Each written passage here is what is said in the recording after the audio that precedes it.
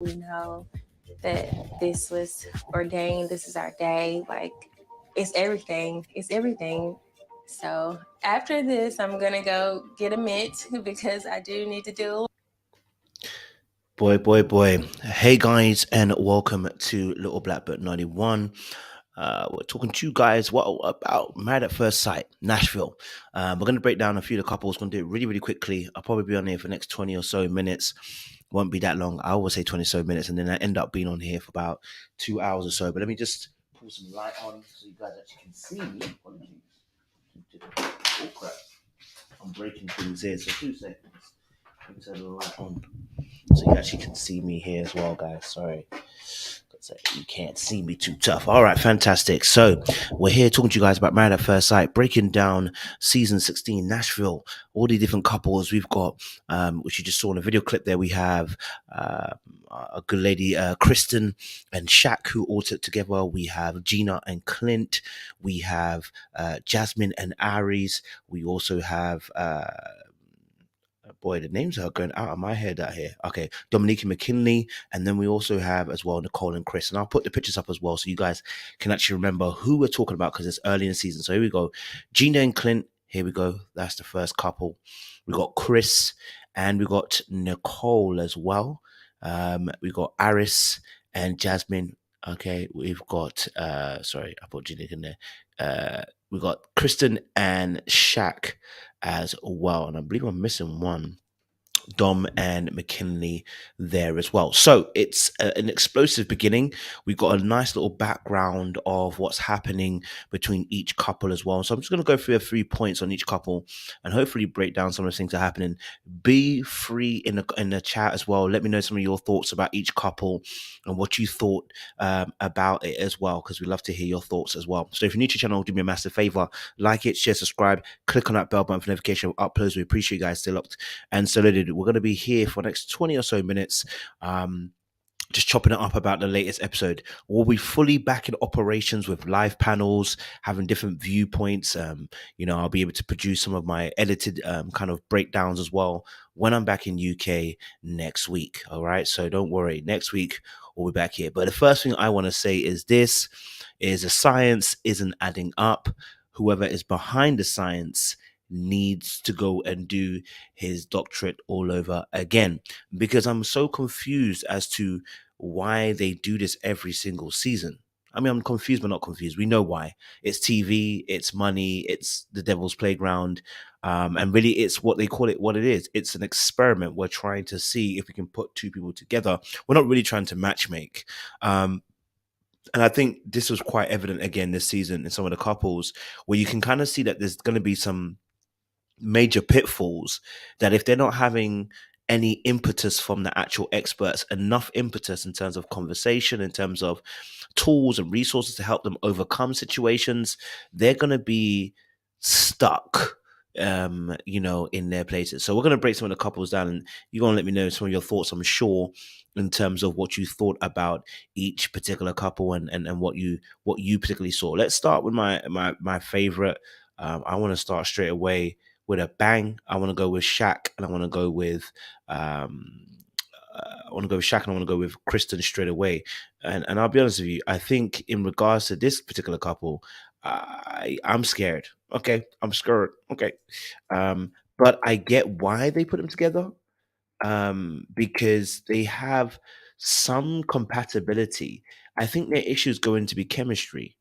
Compatibility wise, yes, we can see, what they have academical backgrounds. They both, seem to be very focused on high achieving, and they want to reach for the stars. But my thing is going to be, it doesn't look like they're going to have much chemistry. Now, I've always said this: marriages can work with the compatibility first if they're committed, and then the chemistry can kind of come in a little bit later. But I think there's going to be some bigger issues that are going to hinder them before they even get to that stage. Now, Kristen is a very picky person. She admits herself. She sorry about that. She said she has a high standard for her men because she had a high standard for herself. Again, not really much of a problem. I think where we're going to start to see issues with Kristen and Shaq on both of their ends is going to be how they deal with the lack of father input within the relationships. We know that I think he spoke about his uh, parents a loss. I think he spoke about a loss as well, didn't he? I think he spoke about that. I'm trying to see where he put this. I know he spoke about something about his parents, and I'm going to lose my full process here. Yes, okay. So I think someone says bold, that's when it's over. But I think when we saw Shaq, there was and I don't mean it's any disrespect. Are we frozen? Oh, my screen wants to freeze. Oh my gosh. Okay. I don't mean this of any kind of disrespect or any kind of me trying to down any man. But as soon as I saw him, I saw a bit more of the feminine energy, right? Meaning he's been influenced by being around many women, and I think that's what I was seeing. I was seeing a lot of that energy in the way that he was maneuvering. Not saying it's necessarily bad, but I saw that and I said, in comparison with Kristen, she gonna eat him up. And guys, I always talk about this, that when you young girls who are without that physical protection, without that father figure, tend to take on a lot more masculine energy because they tend to have to, especially black women, tend to have to fight and protect themselves. So then the masculine energy has to come into it has to take over in order to protect oneself emotionally, physically, mentally, because of the challenges that present themselves in the world that we're in. I think also what we're going to see, because, and one of the ways that you see this present itself, or at least come up in conversation, or what we see come up in, well, at least one of the ways we see this come up in the background, is that she talks about having control. She says it bothers her when people don't do things her way. And I said, okay, that's the problem right there, because that's going to be a hindrance, because he's an academic. He's somebody who is just as intelligent, I'm sure, as she is. And that's where they're going to find themselves clashing, because she's going to want things her way because she's always done things her way, because she's probably had to do it her way. And then when you find yourself in a relationship, that can be one of the hardest things to let go.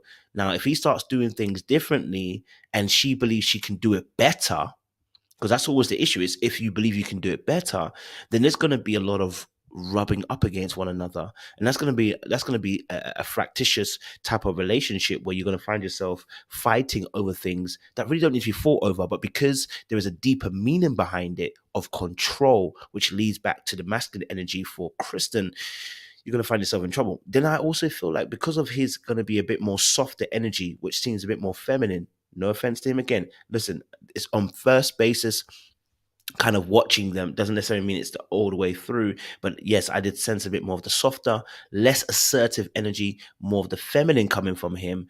I feel like it's complementary, but these positions are inverted oftentimes, right? And they often are because of our environments and the way we've grown up. But when you get to a place when you've healed, people tend to invert back to where they should be, which is the man should carry more of the masculine and the woman should carry more of the feminine. Now, this is going to be a dance that's going to happen between the two of them in a relationship. Because like some of the things he was even saying, he said about how, it's interesting. He said, oh, basically that this is part of his trials and tribulations, that God basically told him that, well, he's chalking it up to God, being here in Nashville, like the reason why he's here is for this particular moment, it's all worked its way up to this single moment. And I'm like, yeah, bro, I don't know about it. I don't know about it, but you can say that. You know what I mean? You can say that, but I'll be very cautious about bringing that point up, right? Because we've heard that before on Married at First Sight, and yeah, bro, it didn't go well last time. The last time someone said that, it didn't go well. The last two times someone said that, it didn't go well at all. But then he said something really interesting. He said he always found himself in long distance relationships. And I asked this question: why do you keep finding yourself in long distance relationships? And here's the reason why: because intimacy is very difficult. right? Because that's something that hasn't been spoken about. The When we have long distance relationships, what it allows, and I've got partly the same issue, and it's the avoidant, dismissive kind of attachment, or I should say, the fearful avoidant attachment style, where you don't like people getting too close to you. Now, it may be because of the losses that he might have suffered in the past, and maybe that's why also he pushes. He might be not realizing that he keeps that distance, and it keeps helps him regulate some control over his emotions. But if your relationships keep being long distance, of course, yes, we know his job is part of that situation. We know that his job is obviously a contribution factor into why he's found himself in a place where, he's had to have long distance. But I was like, the job shouldn't stop you necessarily from having close distance relationships. Of course, you're going to move, and you can move at any given time, but that's an excuse as to why you haven't had a relationship in the same place. Like, you know what I mean? Like, that doesn't stop you from having relationships with people that are very close to you. Do you know what I mean? So I definitely believe that there may be a little bit of this intimacy issue, which can maybe keep him reserved, that maybe make him feel he has to pull back, not give too much. So I think what you might see from him is, you might see an overexertion at the beginning where he's just given a lot of love, and when he gets hurt, what you might not all, is a pullback. Is the pullback? It's like, oh, I got hurt, pull back. You know, so that's what you might be seeing from him on this particular aspect. Um, but what I did love is that he was mentoring young men as well, mentees, which is great. Both of them have a teacher spirit, because she's also teaching young girls, I think, on uh, I don't want to say gymnastics, that would be disrespectful. But it was cheerleading, wasn't it? I think it was, or gymnastics, cheerleading, kind of similar.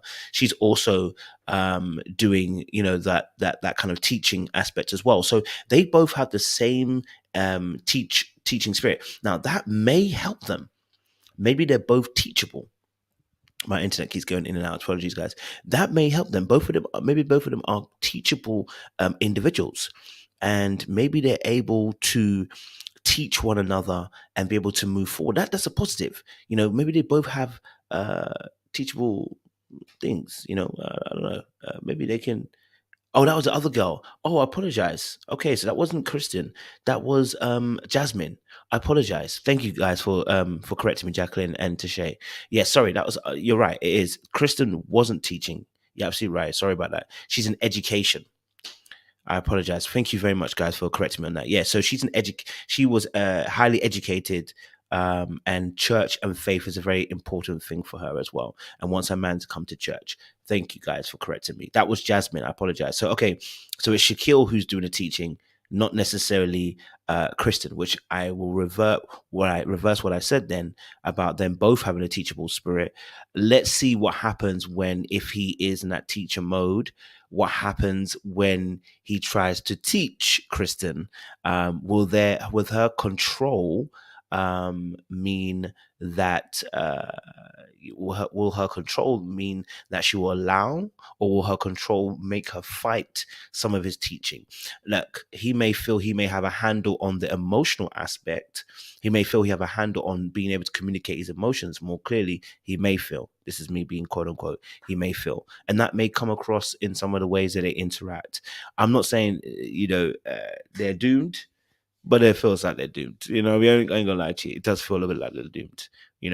Just a little bit. But yeah, I'm interested to find out how they're both going to deal, in terms of the fact that both of them, um, I think the father figure wasn't present in both of them.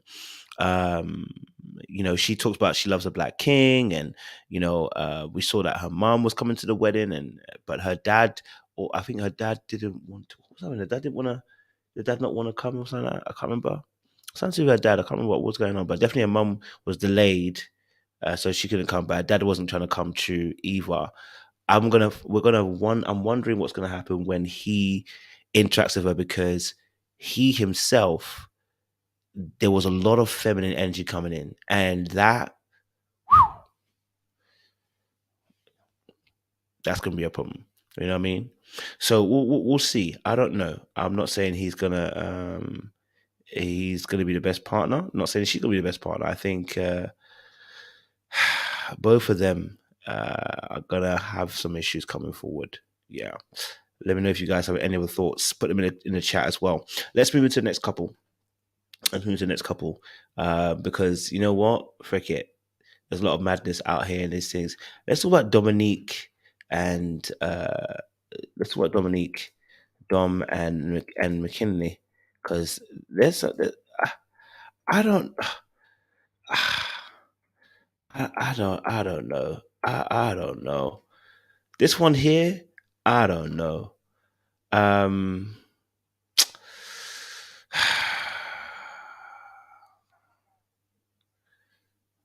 That's a good point, Tash. That's a good point. That's a very good point. That's a very good point. I hear what you're saying on that. They'll respect each other's intelligence, but attraction will be an issue.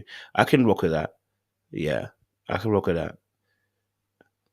That seems like a real word, that one. Absolutely. Okay, so let's go to Dom and to McKinley. Okay, so we got Dom and McKinley. So I think you have to pay attention to the information that the producers give us, because they're giving it to us so they can build a narrative and a story. Okay, one of the first things I noticed was with Dominique was her friends saying, you know what, he better let you out on a girls' night out. Da, da, da, da. We need our girls' night out. Now, at first, I was like, oh, like, whoa, like, if she's married, she's married. Then I realized why. She hasn't got no other siblings, right? And her friends have pretty much become her siblings. And so this is her family time. This is her, her friends have become her family, her blood. They've become super, super, super, super, super, super close, right? And so, but then I also realized by the way they said that, are they going to be intrusive friends, or are they going to be friends also to who insert their influence over Dominique by saying things that could potentially cause issues in the relationship? And how influenced will be Dominique when her friends are around? Now, what we saw from Dominique in the course of the show was how she loved to party it up. And again, it could have just been a moment, but we're going to take that into consideration. She wanted to party. I mean, this girl was doing all sorts of stuff. I mean, this girl even put drinks in her chest and let man drink the drink from it. That wasn't part of the game. That wasn't part of the procession. That wasn't part of the whole situation. That was strictly her wanting to vibe and do the absolute most. Okay. All right. So that shows me that I think there's going to be a lack of boundaries with Dominique all the way through. Someone's put it in the chat. Tashay's even put it in the chat. Good point. Her mum signed her up. She's not ready. Intrusive friends and mum's influence. So what we're seeing as a common theme here is the lack of boundaries. And what we're seeing is how people are making decisions for her. Or at least people are influencing her to make certain decisions. Now she said it, she had to even back up. She said her mum signed her up, but she's like, but it's still my choice. And what you do realize then in that reality is then it was your choice, but your mom's one that signed you up. And now your friends are telling you that, that you still got to have the girls' night out. People are telling you how to behave, and then you're a party animal on top of it. So what it looks like, as someone's put there, is that it does look like she is a child. It does look like somebody who's easily influenced. And in my notes, what I put here is this: her energy is giving naive, not innocent. And naivety can be dangerous, because someone could do something innocently, right? Doesn't mean they're naive. If they're naive, they're ignorant of something. But at least if they're innocent, it's like, no. You know what? That wasn't my motive. I wasn't trying to do that. So I was innocent in that. But if you're naive, you are ignorant of things. And that's even more dangerous, because you end up in situations you don't want to end up in. And that's why I put here, her energy is given naive, not innocent. Naivety can be dangerous because it carries ignorance. Whereas innocence doesn't mean you're ignorant. It just means that, listen, hey, I wasn't thinking maliciously, or I wasn't trying to be malicious, or I wasn't trying to be malignant or anything like that. That was my natural thought. And so I put that as there, that, some of the things that you see, she talked about her mum being strong and independent. She was a single child growing up as well. Seeing her mum struggle, it made her a mission not to want her mum to worry about her.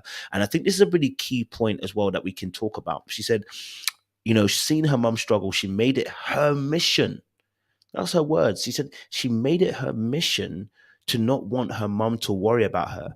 Now, this is one of the things that happen when people don't want the parent giver to worry about them. They self emote. They look after themselves. Now, usually what happens is they become very closed off. All right. Now, it's still, and usually what you see is what we saw a bit more of Kristen, which is more of the control aspect. But some people can go the other way where they completely lose control, right? We can almost lose control. And so what you see is with Dominique is that instead of actually being mature and responsible, she goes a complete opposite way, which is I'm just going to be free.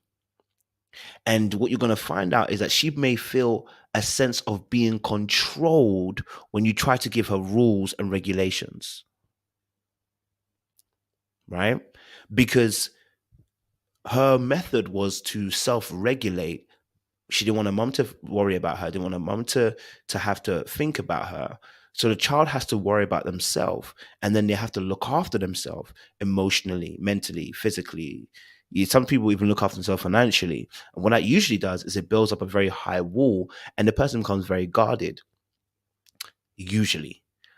But what you can do also is that people can go the complete opposite way, which is although they still got walls up, what happens is they can end up becoming this very free spirit. They never want to be tied down. They never want to be controlled. They never want to have anything that impedes on their freedom. So what you'll see with Dominique is potentially what you might see in the next couple of weeks is she will be cool until there needs to be boundaries. And when people start telling her to be boundaries and say no to things, you're going to find her having conflict of interest, her being highly emotional, her being annoyed, her feeling like she's being controlled, and then her feeling like, you know what, it's too much. And very much so, people keep talking about it, mention it. We did see this from Virginia a few seasons back, but she had an extra added in, which was drinking. She was drinking a lot. I don't know if we're going to see the same thing from Dominique. I think Dominique's one will be her freedom, her ability to be able to have friends, her ability to go out when she wants, her ability to do this when she wants, her ability to her spontaneity, and that may come at a cost. So what you might see from her end is her independence ruling and fighting against anything that may be instituted in that relationship, right? So she said she hasn't had the right luck and feet of commitment of men. Her mum was like, I think it's the men that have come to you, they've never been committed. The reality is she's also a part of that commitment. She chooses men that are not ready to commit because she puts out an energy that isn't one that is ready to commit. A lot of times we are putting out a particular energy that speaks to the kind of men or women that we're choosing. And so, yes, you keep having the wrong choice of wrong luck, it seems, in terms of the men. They're not committed. They're not committed to you. And it's because they can see that you're a fleeting leaf in the wind. They see that you're a fleeting leaf in the wind. You don't promote the energy of I want to commit to you. You promote I'm a leaf in the wind. Therefore, the men that come to are like the wind. That's not always the case. Sometimes you generally you're meeting people, but then you don't waste see, when you're serious and you know what you're about, you don't waste time. You don't waste time. You don't waste time. Okay. Cool. Okay. So that's something that she did. Okay. Now obviously the guy she is gonna be with McKinley. Let's put that picture up again as well of McKinley. Uh, you know, not Gina, sorry, Dom and McKinley. So this McKinley guy. Now he said he's a bit more of an introvert. He's a bit more quieter, but he can be sassy. I was like, okay, he can be sassy. Uh, okay, that could come up somewhere, right? So we are getting Virginia and Eric all over again. So can be someone who's going to be very quiet, very introverted, but you trip some wires, the right wires, you're going to get some sassy out of him. Okay, you're gonna get some sassy. And I said, you better be careful. You better be careful. Okay. And so obviously we know that he dropped out of college, but became an entrepreneur, which takes some level of risk and skill to do. His parents, he has a good background. At least he has some image of parents being married for the past 30 plus years. Is this the right girl for him? No. Why his introvertedness probably, or his social maybe anxiety, or maybe lack of ability to socialize in the way that he feels will contribute towards getting the right partner, has brought him to the show. Because if you got parents that have been married 30 years, you've got a good example. And you need to find somebody who can actually mirror that truth as well. Dominique is not mirroring that truth. Not because she's bad, but I'm saying in terms of her family history, people tend to try and marry people who have the same kind of mindset and background and etc. etc. But it seems it's odd. And then when you add where he said his ex just messaged him and said that she was engaged, I was like, wait. So you had a whole ex for 3 years, you were dating, and then suddenly she called you or texted you out the blue and told you she was getting married. Darling,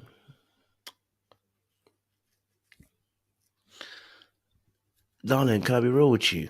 Sir, sorry, I said darling, but sir, can I be real with you? What person? No, no, like, yo, 3 years in, and the girl just suddenly calls you and says, sorry, texts you even and says, you know what, they're getting married. She's engaged, just like that. That's a very rare thing. Men do this sometimes. Women do sometimes, but it's just really rare. And looking back on it, did we sense anything? Did we feel things were changing? Like, were we intuitive? Were we feeling the shift? You know, you're too soft. That's the impression I got. I get he's got a softness, um, you know, but it can be almost too soft. And his softness will work in the beginning with Dominique, I believe. But will his softness overcome her need to have freedom? Will she be able to cartel and say, actually, you know what, I don't want to hurt him and actually come into alignment? I don't think he will. Okay. I don't think his softness is going to make her bend in time. Okay. So what I realize is that he's very concerned about the opinion of the girl on him. He said, "I hope she finds me attractive," but when you add it all together in terms of him being so soft and less assertive, when you add it to the fact that he can be sassy, when you add it to the fact he's introverted, when you add it to the fact that even the way he presented himself, there wasn't much energy. Uh, you know, um, the fact that obviously as well, that he is concerned about the opinion of others, then you start adding, you're like, okay, this person get taken for idiot. This person, this person here gets taken for idiot. Yeah, he gets taken for idiot. He gets taken for idiot. That's what I got. I got. You don't have great boundaries. You choose women that are probably broken because you're trying to mend them. You probably got a savior complex. You try to save them through your niceness, which is actually a form of manipulation, really, because what it is that you don't really tell the truth. You're not really being honest. You're passive aggressive. You're not really being kind. You're being nice. And so your fear of actually telling the truth and being truthful with your behavior, because you don't want to be hurt, you've got a people pleasing spirit, you don't want to be disliked, leads you to women who actually are going to play the game with you and break you. And so now we're in a situation where someone can say to you that they're getting married, and you just, well, after 3 years. Yes, so he's such a deep lover. I mean, what they're showing us is that he's a deep lover. Now, that deep love, again, is it that you're a deep lover, or is it the fact that you personally have a lack of boundaries when it comes to holding yourself accountable, and lack of boundaries when it comes to when you love people? Okay, are you one of those people? Okay, You're a deep lover who has a lack of boundaries, sir. Maybe you're not a deep lover. Maybe you just lack boundaries. Okay, okay, and that's we have to say that. Yeah, it's a madness. Okay, so yes, the ex messaging you. Da, da, da, yeah, that makes no sense. Yeah, so we need to look deeper into that. There is something deeper into that. I mean, I think there is that sassiness is gonna come out. Yeah, that sassiness is gonna find a way. We're gonna find him being probably insensitive, rude a little bit later on in the relationship with Dominica because her energy, her vibrancy, her wanting to flutter all over the place, it's gonna trigger him. It's gonna trigger him for sure. I'm sure it will. All right, let's talk about Nicole and Chris. Uh, Nicole and Chris. All right, Nicole and Chris. If you don't remember them, these are these two. Where do I start with this, Nicole and Chris? Okay, Nicole and Chris. Okay, again, I want to be respectful. I want to be, as real as possible. I'm making a deduction based on what I can see, and I want to be very respectful. So, Nicole, my first impression when I saw Nicole was even her physique is giving me I'm trying to dominate. The lack of curves that I was seeing, rather more of a thickness, but there's the lack of curves in there or softness in the physique, even. That was the first kind of thing that I saw. This is not me being disrespectful, just me just observational wise of what I saw. And then obviously then actually hearing her speak and the things that she spoke about, I could see there was a lot of masculine energy she's been carrying. She described herself as a bitch who has a heart. Now, when people start describing themselves as a female dog, you already know that that person's got some unkindness in their spirit. When you describe yourself as a bitch, you've got some unkindness.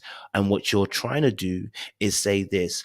The parts of me that are rude, it's not me really being rude. It's just me. It's the word bitch is a cover up for your rudeness, basically. Yeah. So like, I'm a bit of a bitch, guys. I'm a bit of a bitch. It's like, no, no, you're rude.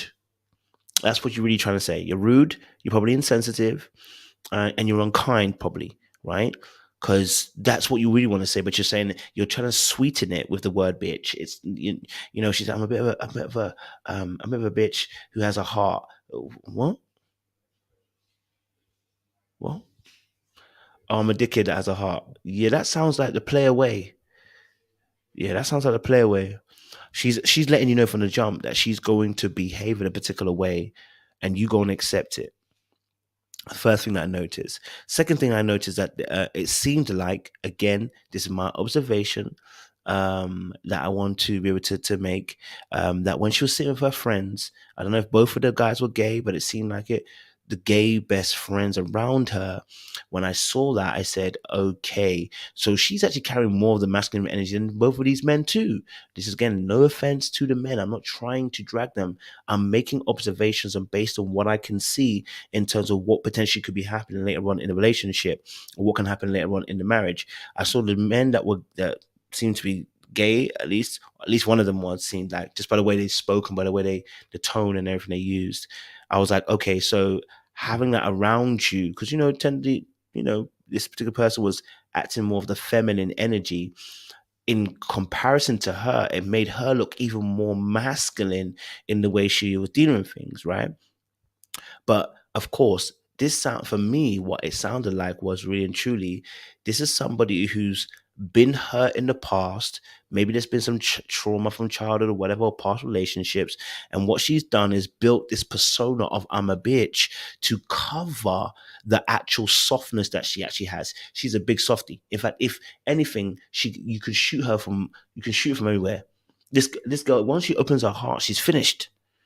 And so she uses the bitch as a way to kind of like, as a persona to kind of cover herself so that so that she doesn't look so soft. Okay. So she doesn't look so soft. Yeah. If you remember her. Yeah. So this is Chris and Nicole, by the way. Chris and Nicole. Chris and Nicole. This is what they look like. Okay. So Chris and Nicole look like. Sorry, my internet is playing out like nobody's business. Okay. So again, with Chris and Nicole here, back to what I was saying, she said she holds on to relationships that don't work. So she holds on too long to relationships that don't work. She said she has so much love in her. She's looking forward to her husband's presence. Um, and she can't wait. She wants to basically do things with her husband, and she wishes she was married by 22 rather than wait until now. And I was like, okay, I definitely hear that. But I think what's happened, I think for her, what I'm hearing is wants to fall in love, wants to be deep in love, wants to be somebody who's loving and everything like that, but maybe has been taken for idiot in the past. Maybe she feels like she's been played, and so she's put on this tough persona. Okay. And so what you're going to see is Chris, Chris is not even, doesn't even look like he's going to hurt a fly, but he probably will. Yet it's giving you it is the Morgan and Bin situation all over again. And more than likely, gaslighting is going to happen. More than likely, the tables are going to turn. More than likely, someone's going to be accused. More than likely, he can never do anything right. More than likely, she has to make him the problem, all that kind of stuff. You get me? More than likely. Right? So we're going to see what's going to happen there. Then we talk about Chris. He said he's never been mean in his life. He's a nice guy. Problem with nice guys is they've got no boundaries. Okay, he's a so-called nice guy, but no boundaries. That's problematic. I'm sorry. Listen, sounds good, but I'm sorry. Nice guys finish last for a reason, because you got no boundaries. In this world, there are sheeps, there are wolves, and because there are wolves, you can't pretend as if the wolves don't exist. You have to build a pen. You have to build a boundary. And so you need boundaries, Chris. It's been too long. You are a grown ass individual, and boundaries need to be built. Okay. All right. I think he's a kind of so-called funny guy, does impersonations, likes being funny. I think that's his way of deflecting, maybe as a kid. Because he's chivalrous beyond the point. Like, he wants to basically do all the kind things, open a car door. He's got this dreamlike state of what he thinks the relationship's gonna be like, and I'm like, yo, bro, I hear you. The friend said, he's selfless, and that basically people take advantage of him. I was like, well, you know what? The reason why is because you are not doing your due diligence. You're being not nice, you're being naive. And then you cover up with, I'm so nice, when you're really naive, and you refuse to be able to actually do the work where you create boundaries and say no to things and not be disliked for being you. Okay. Now, he's obviously got the servitude down to a T. He wants to serve his partner, and that's a real great quality. Servitude, but you still need to have boundaries. And of course, I think he's going to want that from Nicole, but I think Nicole's going to end up taking more than she's going to end up serving. But she may, look, we have to also put a caveat. She may also have enough self-awareness in the time frame to realize actually she's got a nice guy and she wants to make it work. His biggest fear is not being able to find someone. And he said, like, he likes laughter. They both do. But yeah, her masculine energy trumps his considerably. He lacks the ability to be assertive in these situations. From what I saw in terms of energy, he lacks the ability to assert himself. And that, for me, is going to cause the issue. When she's pushing his boundaries, is he going to be able to communicate and say, these boundaries are my boundaries, stop, like, yo, and do it with enough authority that she will actually understand that she can't go past that boundary? That's going to be the biggest question. All right, cool. Let's get to Clint and Gina. Clint and Gina.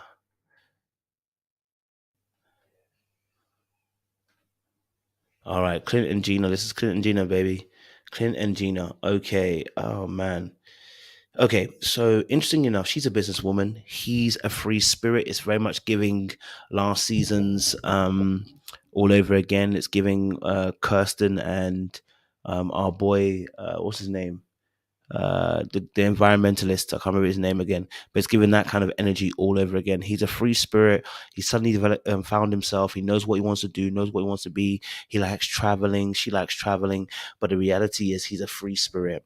The reality is she's starting a business. The reality is her starting a business. She wants to focus on that business and make money. The reality is he's not concerned necessarily about money. He's concerned about his free spirit. It's happening all over again. Why are we doing the Mitch and Kristen situation all over again, please?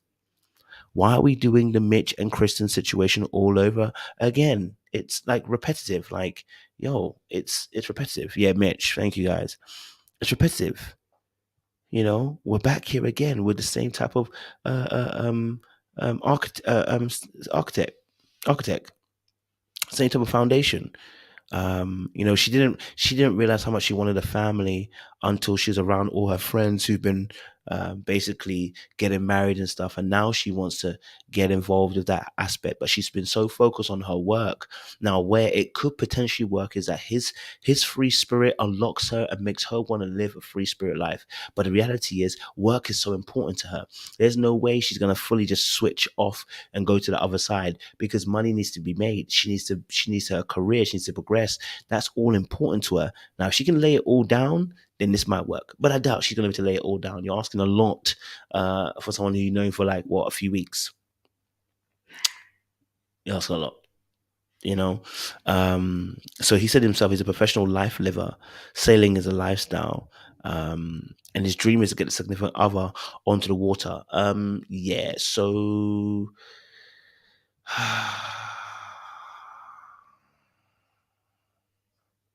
yeah. I don't know how it's gonna work, B. I see the common thread of travel and everything like that. I see the common thread of flying, going places. I don't really see this being compatible, baby. I don't see this being compatible. But then they could surprise us still.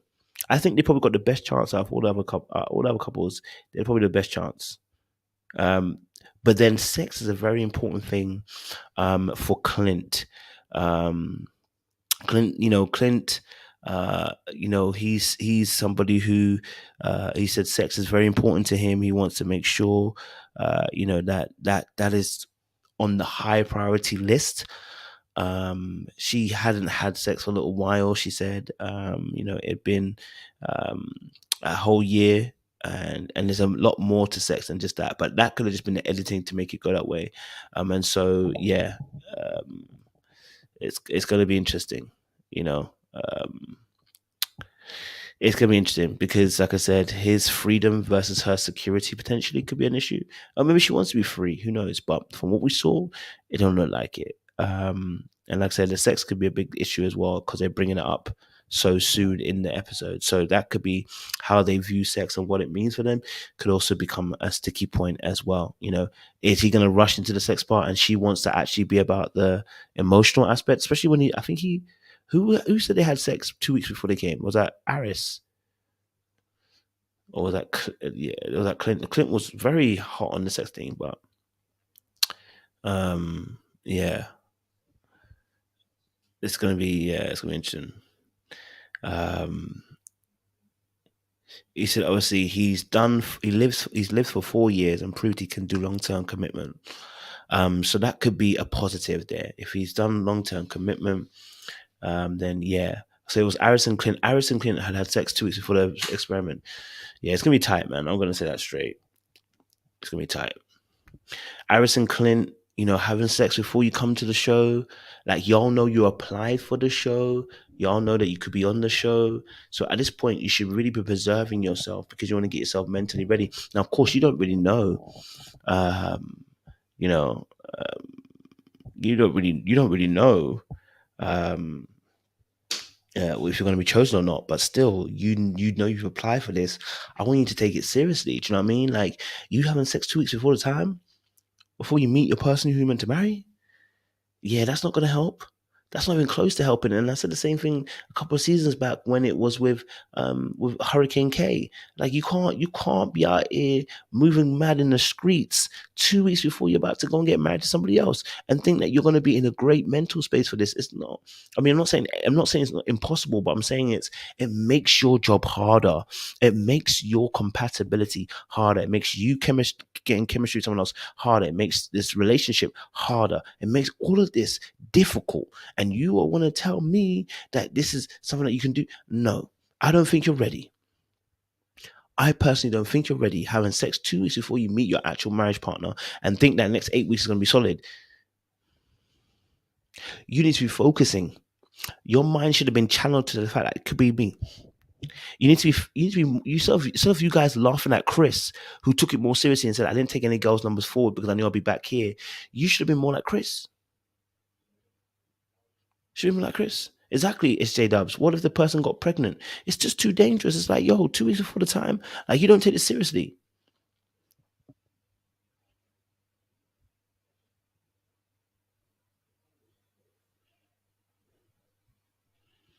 Mm-mm.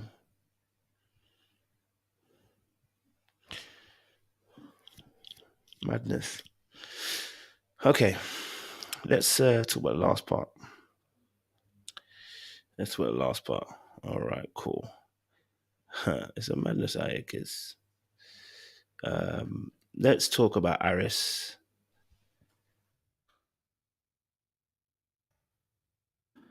Aris and let's talk about Aris and Jasmine. Aris and Jasmine.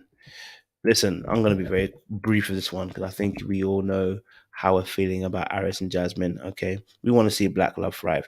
Now they could actually surprise us. Okay, they're giving me a couple of seasons back that guy that was the doctor and the girl. I can't remember what the girl was doing. What was it? Who was they again? That couple that I remember one day. I'm trying to remember their name.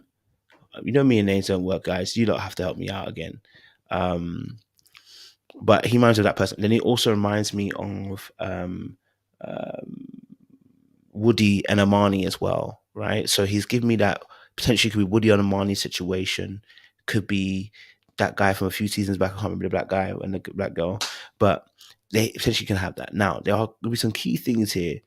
He has been hurt in the past. He's been hurt in the past.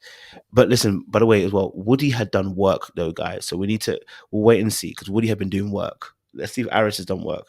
Harris said he's been hurt one time. One time he was emotionally available. He got hurt by the girl and he was ghosted at 28. And I was like, okay, that tells me there's a deeper wound there because after one heartbreak at 28, you're telling me that you're finished. Yeah, okay, then that tells me you need to really look at the wounds that you're actually carrying. Also, as well, we forget with Woody, there was a structure within Amani's home, which she had two fathers even, and they were very much present. Do we have that on Jasmine's side? We have a close family, super supportive. You got Auntie Pat who's there, but do you have the father figures there? We didn't see the father figures there. With Armani, we saw those father figures. So we're gonna have to wait and see if that could be a case. But back to what I was saying about Harris. Unfortunately, his father was murdered, and his mum had him when he was 19. It's it's not easy to lose a parent and then having to obviously you know be born young as well to a young mother as well. And so he said he spent the next he was looking for the perfect person. He was picky. He was trying to find the right person, and maybe there was some abandonment issues there as well, we don't know. And so he said he looked at X's dad as Superman, and he wanted to be attached to her family. Now the thing is, Jasmine's got a super close unit family. So her auntie and mom. I think they with a brother as well. We saw this close unit. That could be the saving grace that makes this work. Like I always say, family, your support units are going to be the most important things. They're going to help you thrive through those moments where you feel like you want to give up, like you don't want to do this no more, where either partner is not really listening, Um, you know, he said something really interesting though. He said he wants his wife to help him become better, and I was like, ooh, ooh, oh, my sound is gone. Hold on.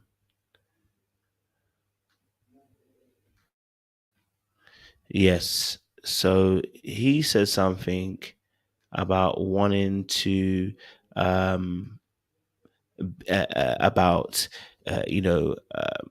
wanting his wife to help him uh be better. And I was like, wait, whoa, why does he want them to be better? Why does he want his wife to make him better? That's a bit mad. um I was like, oh, okay, then there's something we have to look into this, because now what you're asking for is your wife to actually help you.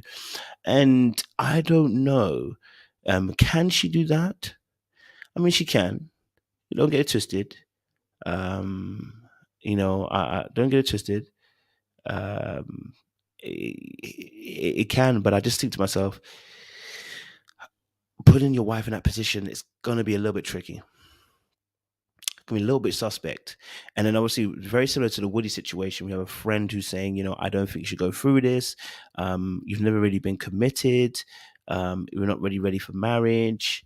You know, we're getting that same kind of Woody kind of background all over again, where the friend is involved and saying they're not ready.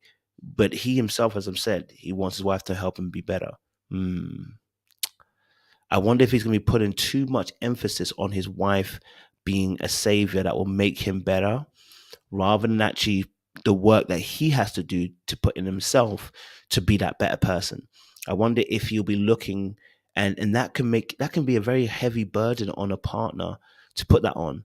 Also, as well, that can make you react in a particular way because you expect that person to be superwoman for you, forgiving, graceful, loving, merciful, all this kind of stuff for you, which is what God is. You know what I mean?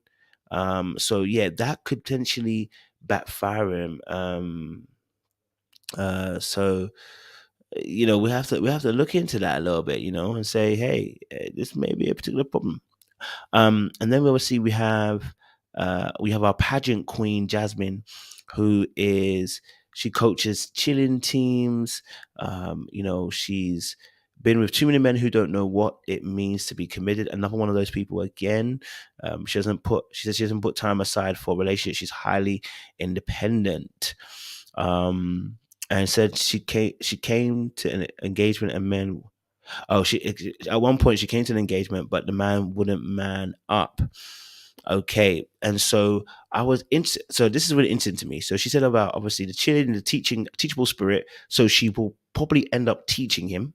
So there will be some aspect of teaching in this relationship, probably from her end to his, because she already has coaching ability, etc., etc. So she can coach him. Hopefully, she has a coaching spirit. But she's been with too many men that don't know what it means to be committed. And I always say this: if you've been if one, two, okay, but if you've been with too many, what it may mean also too is that you are a fleeting leaf in the wind. You are not promoting energy. You're not promoting a vibe. You're not promoting commitment yourself. There is something, either there's a breach in your boundary wall, or maybe you yourself are too quick to fleet. You have a judgmental spirit. You have a person who's not emitting the kind of energy that says, I want to spend time or a long time with that person. Maybe a fun time, not a long time. You know what I mean, as well.